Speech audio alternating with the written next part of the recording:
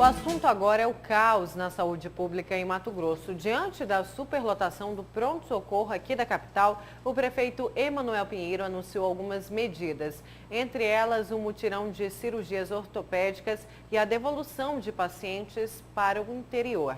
E para falar sobre esse assunto, nós conversamos agora aqui no Jornal do Meio-Dia com a secretária de Saúde de Cuiabá, Elisete Araújo. Boa tarde, secretária. Boa tarde, Lúcio. Boa tarde, Nayara. Boa tarde. Obrigada pela oportunidade de estar dialogando novamente com a população e boa tarde a todos que nos assistem. Secretária, os pacientes que já estão internados no pronto-socorro, eles serão devolvidos às cidades de origem e isso para esses pacientes não significa uma humilhação ainda maior, porque há tanto tempo eles esperam serem atendidos na rede pública? Não, Lúcio. Primeiro que não vão ser devolvidos, né? O termo que a gente usa é contrarreferenciado. E nós só vamos, dos que já estão hoje hospitalizados, nós vamos trabalhar com o sistema da deshospitalização. Vou dar um exemplo. Nós temos vários pacientes com caso de osteomielite, com a infecção óssea, onde o paciente ele pode ficar até 6 meses em tratamento do antibiótico. Esse tratamento ele pode receber no seu município de origem até na sua casa. O que nós vamos assegurar é que esse paciente retorne às condições com um kit de medicamento até a conclusão do seu tratamento e que seja assistido por uma equipe de enfermagem médica local. Né? E aí o município que define. Se ele tem uma equipe que possa fazer visita domiciliar, aplicar a medicação durante o período prescrito pela equipe médica daqui, a gente vai estar contra a referência. A mesma forma com os pacientes de Cuiabá. Nós temos pacientes que têm condições de fazer esse tratamento em casa. Então, nós vamos estar assegurando a assistência na sua casa. Isso chama deshospitalização. Aí, para os novos pacientes, também vamos estar tomando cuidado. Agora, vai piorar o atendimento para esses pacientes? Não digo que vai piorar, porque a gente não vai deixar esse paciente solto ou sem orientação, sem encaminhamento. Essa medida que a gente está tomando é em decorrência que muitos pacientes estão vindo para cá porque a situação dele deveria estar sendo resolvida na região e não está. Porque o hospital da região diminuiu o atendimento, ou em alguns casos até fechou, como Pontes Lacerda, por estar em atraso, etc. e tal. Pois é, nesse caso de Pontes Lacerda, por exemplo, um paciente que vai ser encaminhado para o município de origem e for um município onde o hospital fechou as portas, onde não tem uma estrutura por conta da falta de repasse. Não, nesse caso, é por isso que cada cada paciente vai ser mesmo avaliado. Sendo eletivo, fica aqui. Isso. Não, se for eletivo, ele vai estar retornando, vindo para o dia da cirurgia. E Né? falando em... Pois não, Pode falar, Lúcia, desculpa.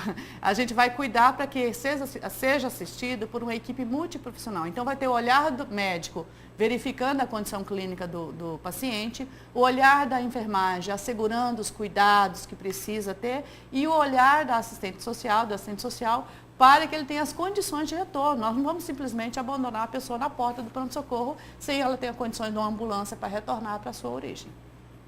Secretária, a Prefeitura está realizando aí um mutirão de cirurgias ortopédicas. E esse mutirão só foi anunciado depois de uma denúncia que foi feita por servidores do pronto-socorro. Não podia ter sido antes isso? Não, porque nós já fizemos esse ano 3 mutirão, Lúcio.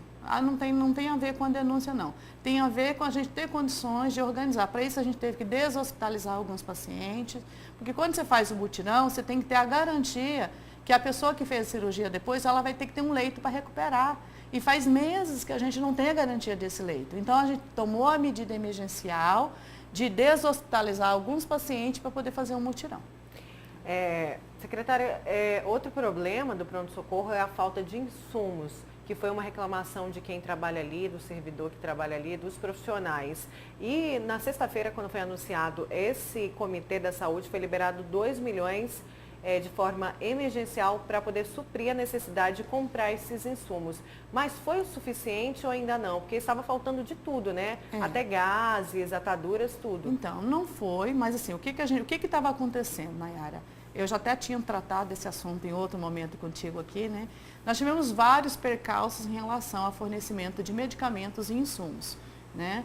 Um deles é as empresas não estarem entregando. Nós temos empresas que nós temos 4 notificações a ela. E também, somado a isso, nós temos o problema da gente estar com dívida com a empresa mesmo, com passivos, em decorrência do não recebimento da contrapartida estadual. né? Então, eu costumo dizer que é uma bola de neve, uma coisa influencia diretamente a outra. O outro problema, o que nós tínhamos em estoque? No mês de setembro, nós tivemos uma crise, fizemos uma compra emergencial que deveria nos assegurar até janeiro, não conseguiu, porque o aumento do pronto-socorro foi a superlotação em 68% a mais, né? Então, o que nós tínhamos em estoque também se esgotou nesse período, porque a vinda desse paciente, ela não é só o leito, ela é a necessidade de mais profissionais, é a necessidade de mais insumos e medicamentos. Quando os servidores fizeram a denúncia que faltavam esses materiais lá no pronto-socorro, e como a Nayara colocou, materiais mais simples, a prefeitura falou que estava providenciando uma licitação. Agora, não tem como se prever melhor isso para que esses materiais tidos como mais simples não faltem, secretário? Mas isso foi previsto, Lúcio. Em janeiro nós startamos um processo licitatório que concluiu alguns em final de maio, outros em julho. Só que nós tivemos 40% dos itens deserto, porque nós temos um limite que você pode pagar, que é a tabela CIMED, né? Nesses itens, esse limite, a maioria das empresas, que são empresas locais, distribuidoras locais, cotaram acima desse preço. Então, a gente não conseguiu ter êxito no pregão. Então, a gente foi tomando medidas emergenciais. Compramos, como eu te disse, compramos a quantidade que nos desse para trabalhar até a primeira semana de janeiro.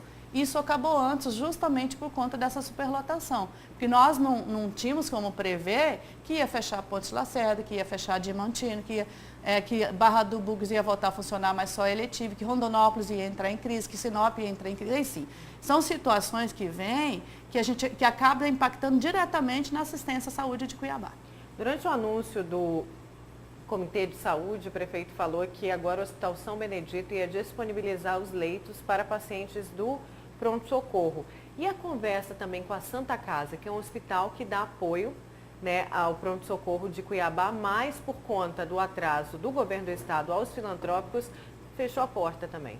Exato. Essa semana a gente está num processo de conversa. Esse comitê, que é um comitê interinstitucional que vai envolver os diversos setores, para estar pensando na alternativa. Em relação à Santa Casa, tinha-se o contrato com leitos de retaguarda, né, que é esses que o paciente fica ali aguardando para cirurgia ou pós-cirúrgico também, e outros casos crônicos.